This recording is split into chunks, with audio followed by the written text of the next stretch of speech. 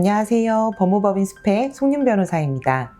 오늘은 가맹 희망자가 가맹 계약을 하고자 할 때 가맹 본사를 선별하는 팁에 대해서 얘기해 보고자 합니다.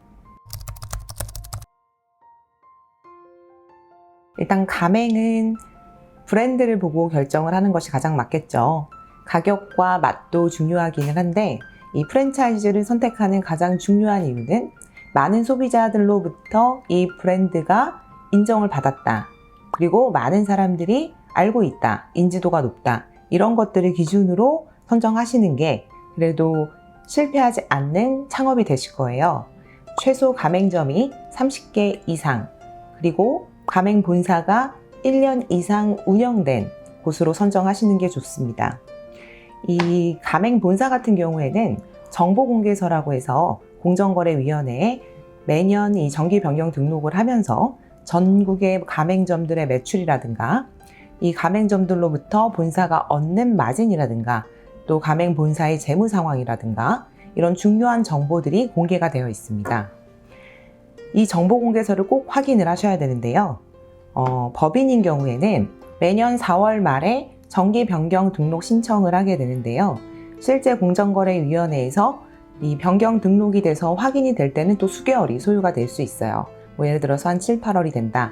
그러면 나는 22년 7, 8월이 되어서야 21년도 가맹점들의 매출이 어땠는지, 가맹점들의 수가 어떻게 변동이 됐는지 확인을 할 수가 있죠. 근데 22년 3월에 계약을 한다 라고 하면 21년도에 이 자료를 확인하지 못하고 계약을 하시게 될 수가 있어요. 그럼 좀 위험하실 수 있죠. 나랑 같은 서울 지역에 오픈한 가맹점들이 가맹 계약 전에 본사로부터 들었던 매출보다 현저하게 낮은 매출을 갖고 있었다 라고 하면 내가 이렇게 알았으면 계약을 하지 않았을 텐데 하시는 경우들이 있으니까 작년도 가맹점들의 매출을 확인을 하실 수 있는 시점 이후에 계약을 하시는 것이 안전합니다. 이런 가맹 본사들, 예를 들어서 내가 뭐 카페를 하겠다 아니면 뭐 치킨집을 하겠다 이렇게 업종을 선정을 하셨으면요, 이 유사한 가맹 본사들 최소 5군데 이상의 정보 공개서를 서로 비교를 해보셔야 됩니다. 각 본사마다 가맹금은 얼마를 받는지, 그리고 로열티를 얼마를 받는지, 본사로부터 반드시 구입해야 하는 필수 품목들이 너무 과도하지 않은지, 이 필수 품목들을 점주한테 공급해주는 가격이 적정한지 여러 가지를 비교를 해보신 다음에 본사를 선정하시는 것이 안전합니다. 실제 상담을 진행하다 보면 많은 점주들이 피해를 호소하는 부분이 본사가 얘기했던 매출이 나오더라도 남는 게 없다라는 부분들이 있습니다. 이렇게 되는 이유는 본사가 이제 오픈할 때 많은 할인 이벤트를 하도록 권유하는 경우들이 있어요. 오픈 초기, 뭐 첫 달, 두 달, 세 달 이런 경우에 아무리 월 매출이 몇 천만 원이 나온다 하더라도 점주는 가져가는 게 없어요. 왜냐하면 본인의 마진 만큼이 할인돼서 판매가 되기 때문인데요. 실제로 우리가 일을 해서 돈을 벌기 위해서 가맹점을 창업하는 거잖아요. 그렇기 때문에 매출이 중요한 게 아니라 순수익이 중요합니다. 보통 일반적인 경우를 이제 얘기를 한다라고 하면 매출이 있고 고정적으로 나가는 고정비라는 게 있죠. 가장 큰 것으로는 인건비, 그리고 임대료 이렇게 생각을 해보실 수가 있는데 전체 매출이 월 매출이 예를 들어서 1,000만 원이다. 그러면 임대료가 보통 20%가 나간다. 200만 원이 나가는 거죠. 인건비가 200만 원 정도가 나간다. 그럼 벌써 400만 원이 나갔어요. 근데 본사로부터 구입하는 식자재의 마진율이 40%다. 그럼 이미 80%가 없어졌어요. 근데 본사로부터만 구입하는 거 가지고 안 된다. 내가 부수적으로 사야 하는 식자재도 있고 부자재들도 있더라. 그래서 이런 하나의 제품을 만들어내는데 50% 정도가 나가더라. 그럼 벌써 90%가 나갔어요. 그럼 내 마진율은 10%가 되겠죠. 근데 지금 빠진 게 있어요. 세금이 있죠. 우리는 개인 사업자면 종합소득세, 법인이면 또 법인세를 내셔야 되죠. 이렇게 세금이 나가는 것까지, 그리고 인테리어 한 것도 5년 동안 우리는 감가상각된다라고 봐야 되거든요. 내가 인테리어나 설비 비용으로 얼마를 썼다면 5년의 기간을 두고 그러니까 60개월로 나눈 금액들이 매월 사실 없어지고 있다라고 하시는 게 안전하겠죠.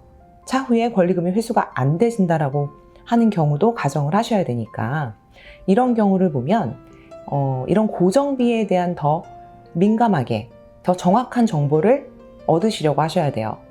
본사로부터 예를 들어서 이 정도 저희와 유사한 상권에서 가맹점들이 어느 정도의 매출을 달성을 하고 있는지, 그분들이 본사로부터 발주하는 그 비율, 그게 뭐 한 40% 정도가 된다. 그럼 이미 고정적으로 이 정도는 본사한테 내야 하는구나.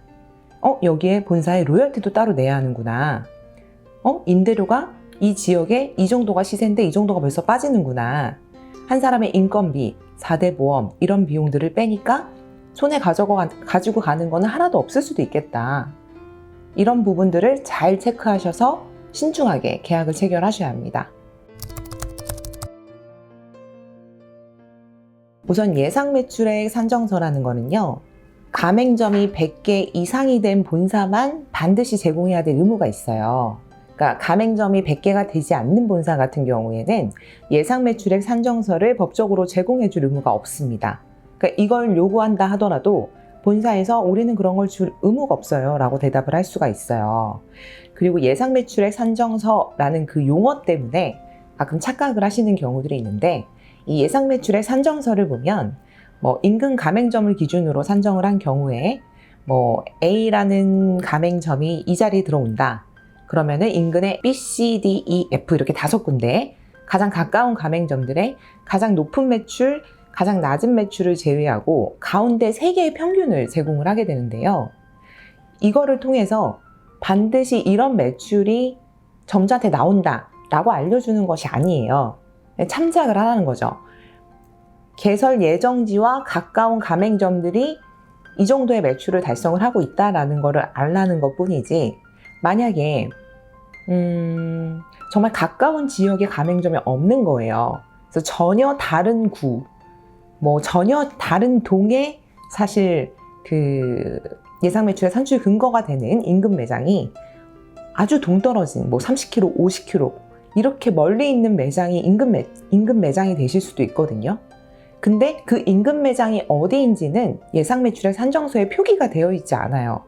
그래서 그건 본사만 알고 있는 거라서 이게 정말 나와 가까운 인근 매장을 기초로 산정이 되었는지, 그리고 그 중에서 가장 높은 매출을 달성한 점이 어디고 낮은 매출을 달성한 점이 어디라서 이 3개에 대한 평균이 나한테 제공이 된 건지를 희망자들이 알 수가 없어요. 사실 그 한 장짜리 예상 매출액 산정서를 보시더라도. 그래서 이것만 갖고 본사가 상권 분석을 해서 최저라고 표기가 되어 있는 이 면적당 매출이 나도 나오겠구나 라고 생각하시면 큰 오산이실 수가 있어요. 그래서 우리가 계약을 체결하기 전에 정보공개서 인근 가맹점 현황 문서를 계약 체결 14일 전에 받게 되어 있거든요. 그 인근 가맹점 현황 문서를 보면 나와 가까운 10군데 정도의 매장들에 대한 리스트를 줍니다. 그러면 점주는 일단 그 각 매장에 방문을 하셔야 돼요. 왜냐하면 예상 매출의 산정서의 그 기준이 면적당 매출이라고 제가 설명을 드렸잖아요. 근데 면적이 넓으면 금액이 작아질 수가 있겠죠. 근데 면적이 좁으면 면적당 매출이 올라갈 수도 있어요. 근데 점주님이 생각해 놓은 매장이 있으시잖아요. 근데 내 매장이 면적이 생각보다 커 혹은 작아, 이러면은 또 산출 근거가 좀 달라질 수가 있거든요. 그러니까 반드시 인근 매장 10군데는 꼭 방문을 하셔서 여기는 면적이 어느 정도가 되고 있고 어느 시간대에 가니 사람들이 많이 있고 이런 것들을 직접 눈으로 확인하시고 진행을 하시는 것이 안전합니다.